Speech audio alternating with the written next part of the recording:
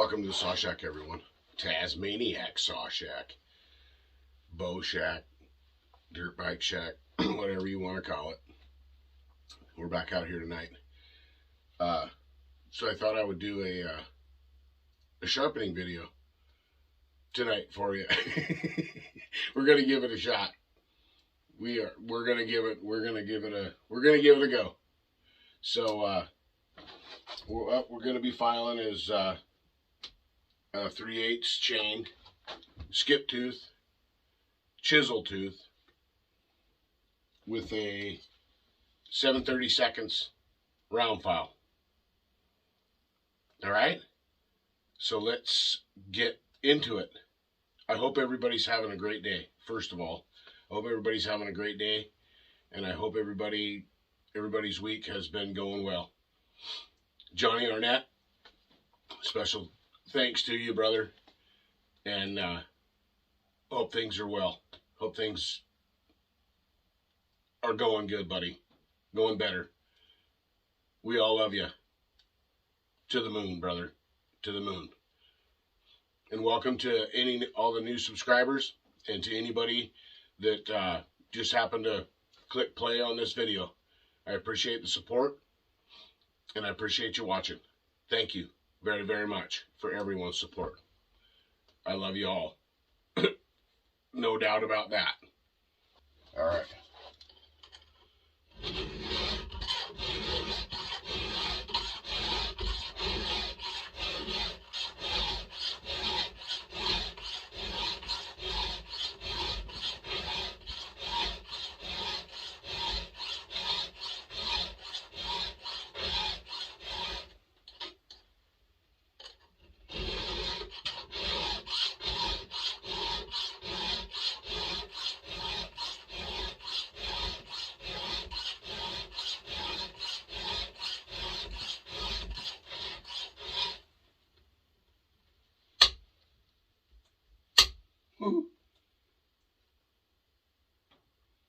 Well, she's sharp.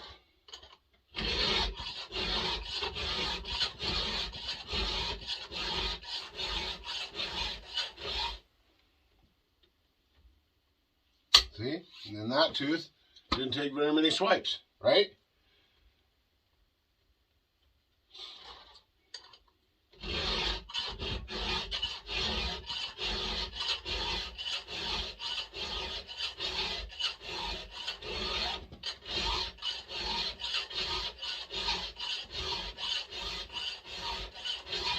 Trying a little something different on this chain. I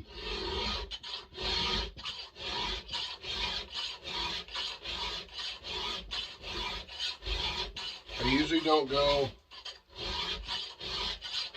I usually go a little bit less angle than the reference mark on the top of the tooth.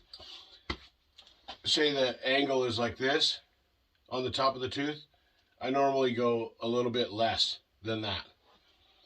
And I'm going to try this chain on this saw. And I'm going to go the same angle as the reference line on the top of the tooth. So that's what I'm trying different on this chain today.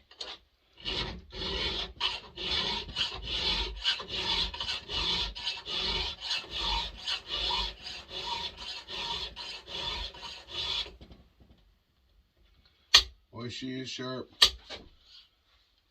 Looking pretty good. Down on the strap. Let's try to get a little bit closer. Okay. So this line right here is the reference line that I was talking about earlier. Right? And see the angle of my tooth that I had this chain filed at? Well, we're going to go to this angle. Okay, let's give it a shot. See if it'll stay in focus. Hopefully.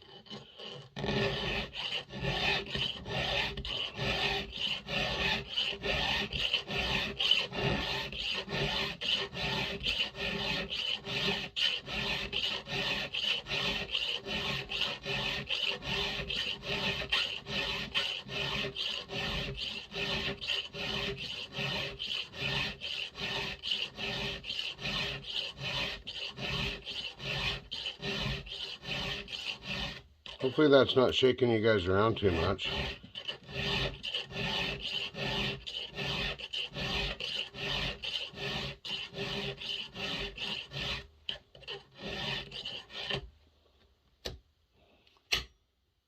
There, what's that look like now?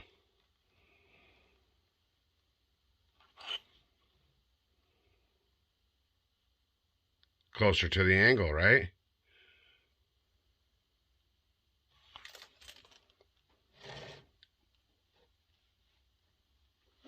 Let's do one more.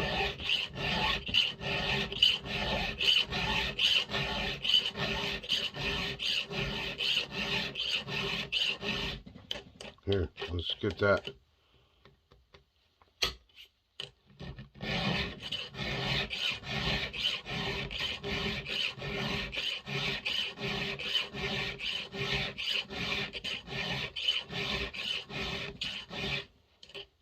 See the bird coming? Yeah?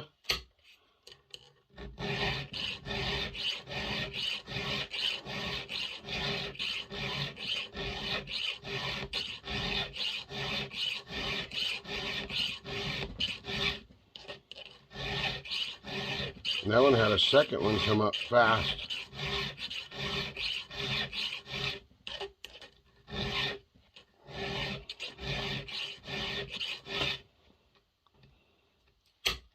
Not sharp. See that?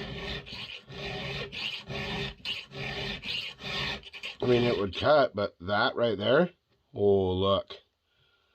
That right there, that point right there, that's where it's at right there. Plus, you got to remember, to get down, you got to get the gullet, and you got to get the other reference mark pretty close to what the factory recommends, right? Oh, let's do one more, just because we're already here.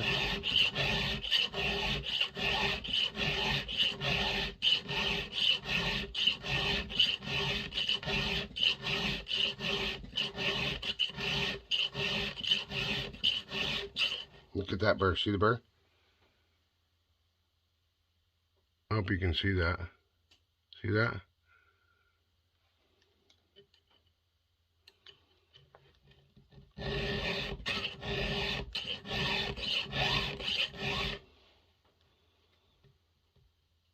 Oh boy. She's going to cut great. Okay. So now we want to watch this mark on the side right there. And where the file goes, I wish I could get towards the top of the tooth. But we'll just go from the side angle.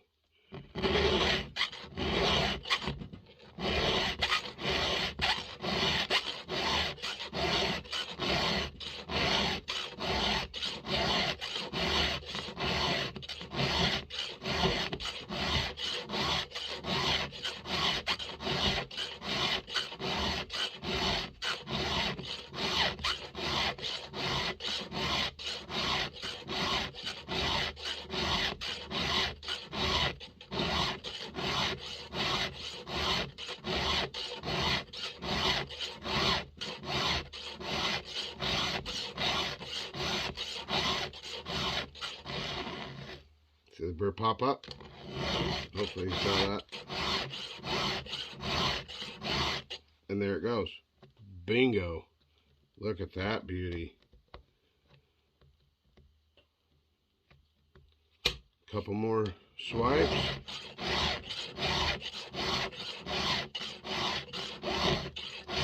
This chain's got some weird burrs on it.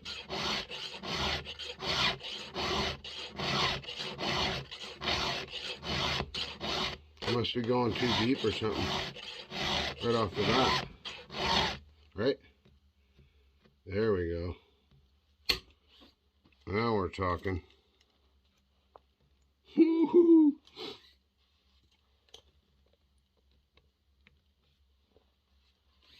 No crazy hook, none of that business. If you're new to the channel, I live in Northeast Washington State, and we cut Douglas fir, grand fir, white fir, balsam, whatever you want to call it. The occasional cedar. That's what Tamarack, western larch, like I said, whatever you want to call it. So that's what this saw is being filed for. That's what it's being filed to cut. Is conifer trees. Yes. Evergreens. So, yeah. I just thought I'd throw that in there in case somebody's wondering, well, what are you cutting? Well, that's what I'm cutting. So, yeah. Hope you're enjoying the filing angles, and hope you're enjoying the show and the content. Back to the show. See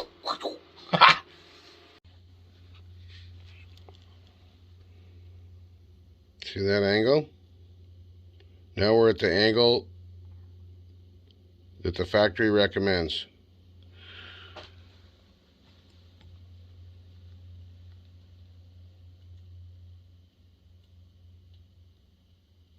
Right?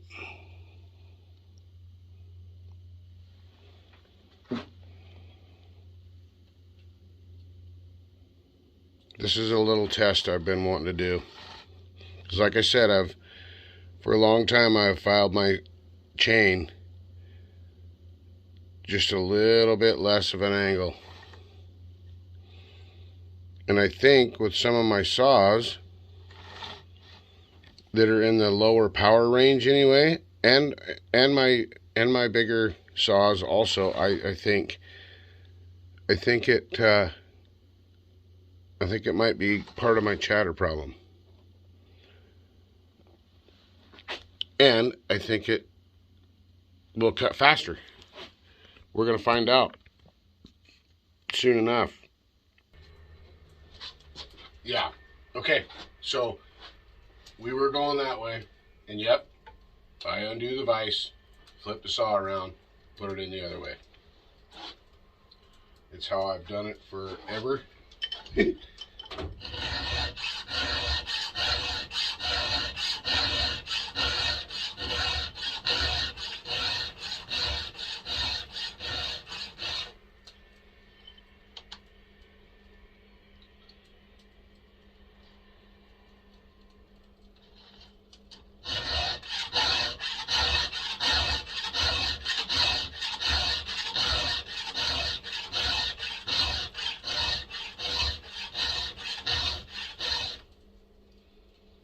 But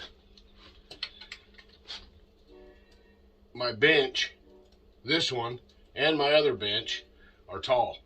So I got to get some type of a footstool or raise or lower or whatever to get this. I've been practicing out on the log, doing it this way and doing it this way. I've been practicing. But while I'm in the shed,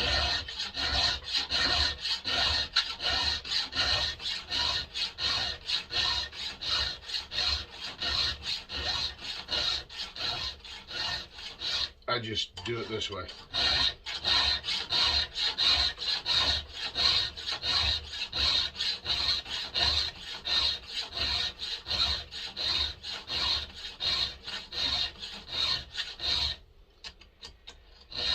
That angle,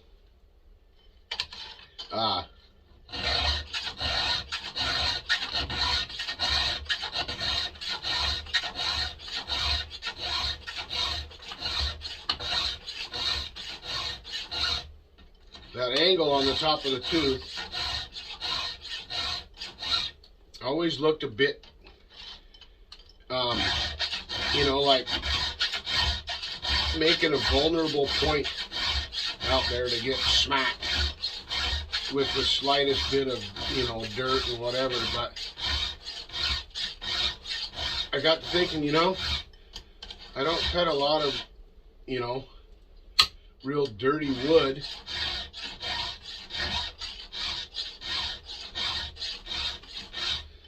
So why not try to go with that angle? You see, why not, right?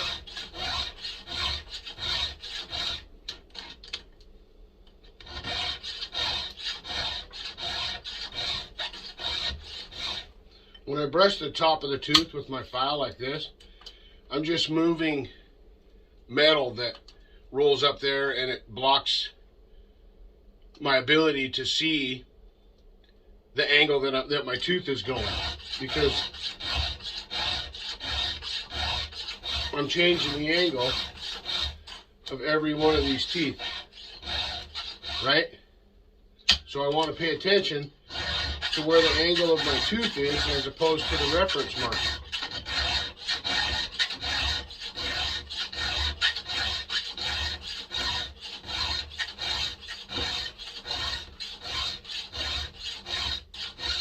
And if it clips the tip off of there right off the bat, well, then I know with the wood that I'm cutting, I'm not going to go that angle, right? Right. That's how I see it.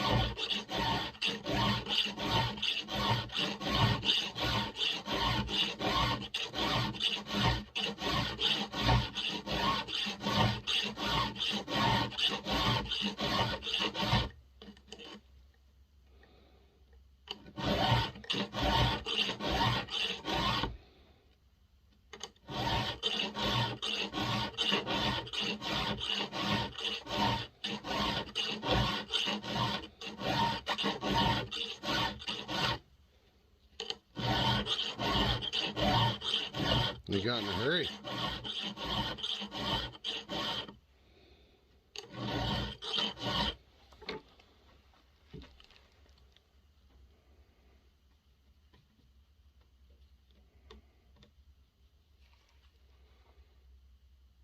She's sharp now.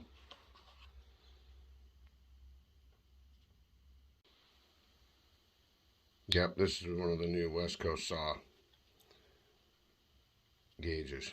We're going to use right here at the end of my thumbnail, because this is skip tooth. We're going to use, and it's on a 1010, supported 1010, but we're running skip tooth 28 inch. So we're going to go with the most conservative setting.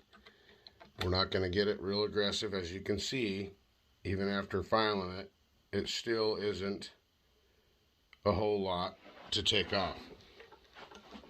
So we're going to take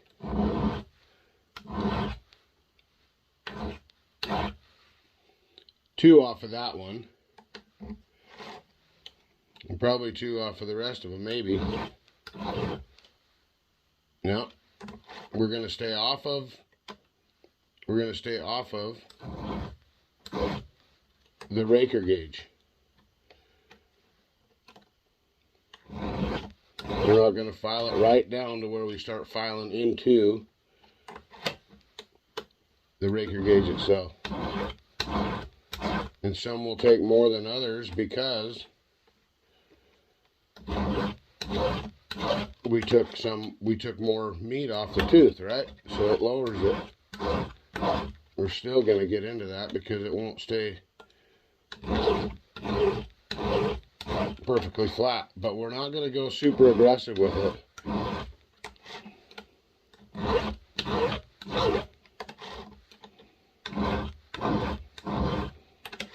And I want to try it on a skip tooth. I haven't tried this Raker gauge on a skip tooth. See that one? That one, we really got down onto the deal, right? See, then we run into trouble. Because see, this is where my divide comes. See, it's more like a full house in this section where the chain got put together, right? So it made it the teeth the correct way. Is that where I need to be? No. That's the one. So what I'm going to do is I'm going to switch to this one. And I'm going to go to the hardwood setting because it's pretty equal to what the other one is.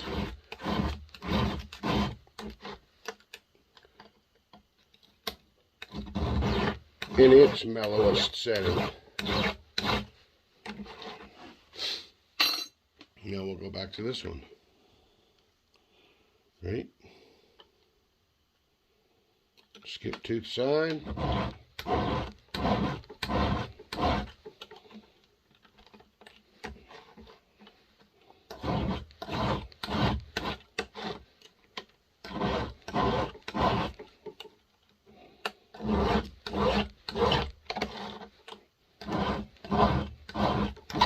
And the more you mess around with one of these Raker gauges,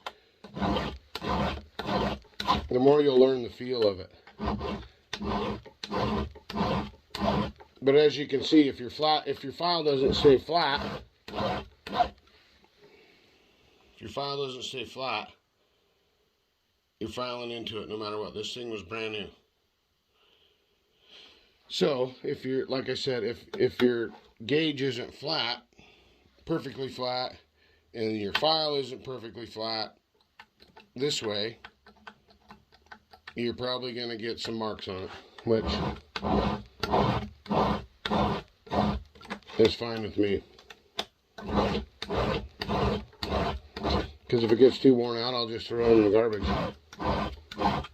and find another one, or find another Husky gauge.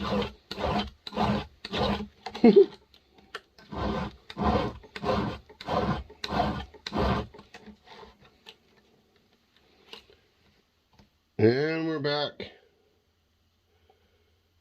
to the beginning.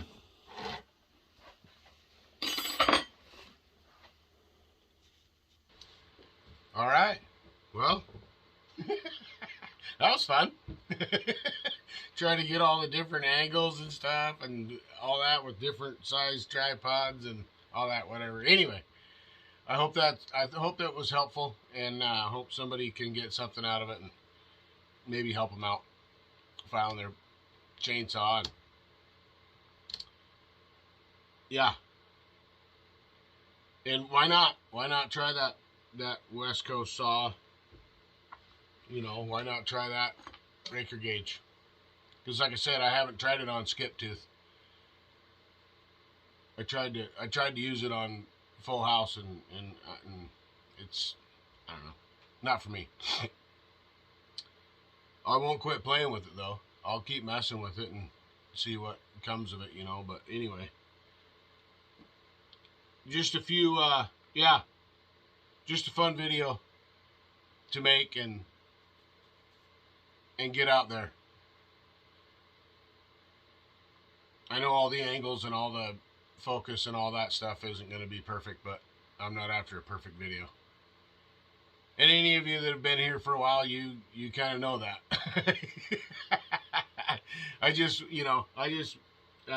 wanted to, get it out there and put this handy dandy vise on the bench. This bench didn't used to have a vise, so yeah. And I had to, had to do something out in the saw shack on my night to stay up all night before I go back to work on nights, right? Yeah, so why not just put a vise on the bench and file a power saw? It's all fun. It's all good. Yeah. Awesome.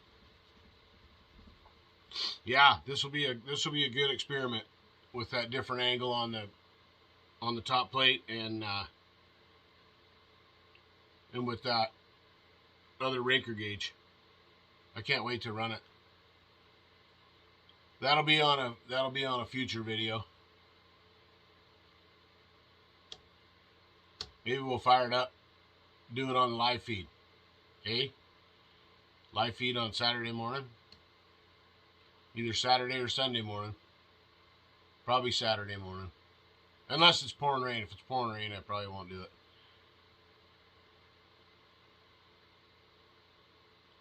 All right, everybody. I appreciate all the support. and all the help, all the comments, all the feedback. It's awesome. Smitty, I hope your hand's getting better. Hope your finger's getting better. Youch. Oh man, that looked like pretty painful, dude. Oh my gosh. Oh. Yeah. Congratulations to Justin Weaver. Getting that saw, that big old hot rod saw from Dan Kane. Thanks for that, Dan. That's cool. That's really awesome. And everybody that super chatted and helped out with that, with the shipping and everything on that deal. That's what this community is about, to me, is, you know, helping people out, helping each other out, meeting new people, chatting with new people, seeing new people come in. It's a lot of fun. I'm loving it. I am digging it. Yeah. All right, everybody. Take care. Be safe. We love you all. TazMan is rolling.